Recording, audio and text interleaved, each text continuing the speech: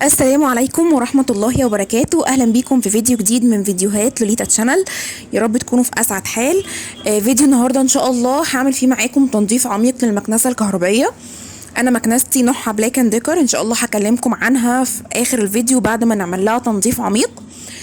طبعا لازم كل فترة نعمل تنظيف عميق للمكنسة أو للأجهزة الكهربائية عموما عشان نحافظ على الجودة بتاعتها، والمكنسة بالذات نحافظ على قوة الشفط بتاعتها، عشان لو الكيس كان مليان بالتراب مش هتبقى قوة شفطها أحسن حاجة.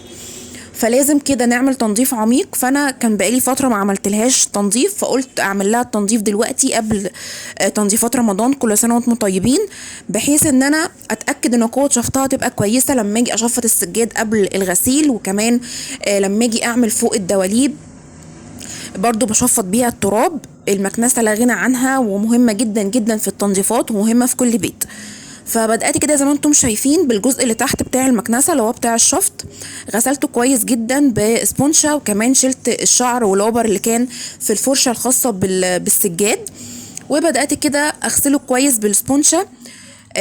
يعني على قد ما اقدر ان انا اوصل لاكتر اماكن ان انا اقدر اوصل لها، لكن طبعا في بيبقى كيرفات صغيره مش هقدر اوصل لها بايدي. فبدات كده ان انا استعمل فرشه اسنان قديمه. ممكن تستخدمي اي فرشه انت بتستخدميها في التنظيف عندك، بس انا استخدمت فرشه اسنان عشان كانت رفيعه، فاقدر ان انا اوصل بيها للاجزاء اللي انا مش هقدر اوصل لها بايدي او بالسبونشه.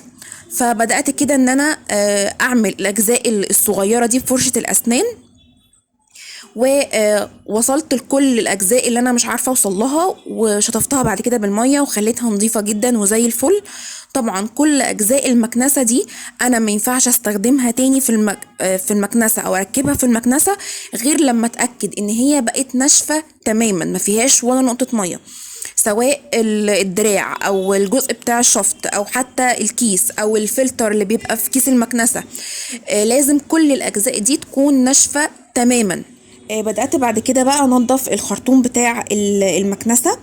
طبعا الجزء دوت عشان هو عامل كده زي الزجزاج او شبه السوسته شويه، فبيبقى فيه في الكيرفات بتاعته تراب سواء من جوه او من بره، فلازم يتنضف كويس جدا عشان تضمني النظافه بتاعت الحاجه اللي بتنضفيها بالمكنسه، وبرضو تبقي متاكده ان قوه الشفط بتاعتها كويسه. فغسلته كده كويس من بره، ودخلت الميه وخليتها تخرج من الطرف التاني زي ما انتم شايفين كده عشان اتاكد ان هو نضف كويس جدا من جوه، ونزل كل التراب اللي موجود فيه، وبرضو هشطفه كويس بالميه، وهبدا ان انا اسيبه عشان يتصفى تماما من الميه اللي فيه.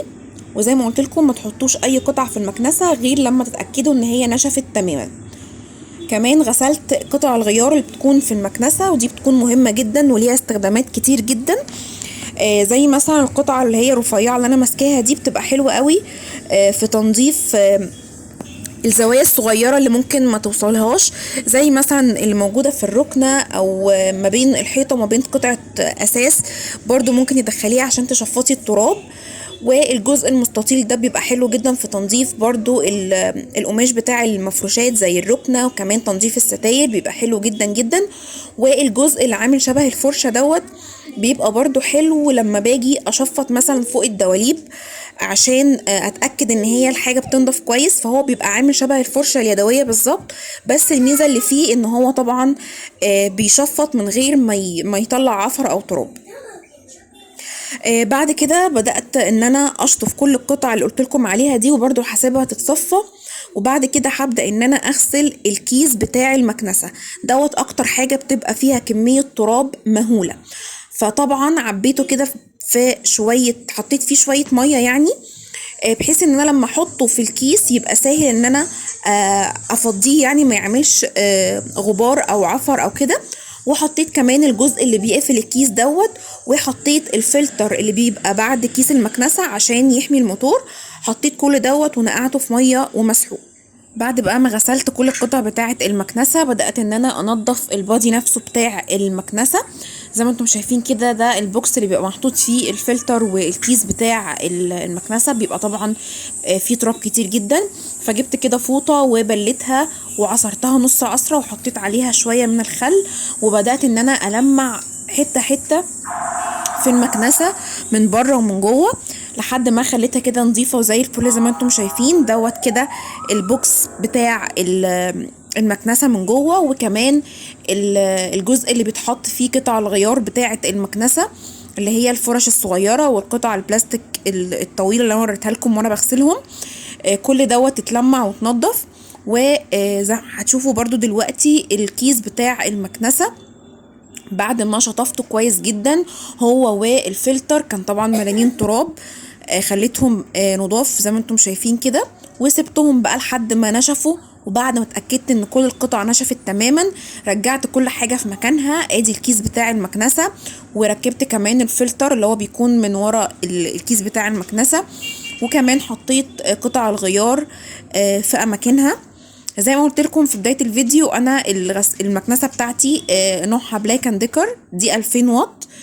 قوه الشفط بتاعتها حلوه جدا، وبقالها دلوقتي معايا تقريبا 6 سنين من بدايه جوازي، فحلوه جدا اللي عايز يشتريها.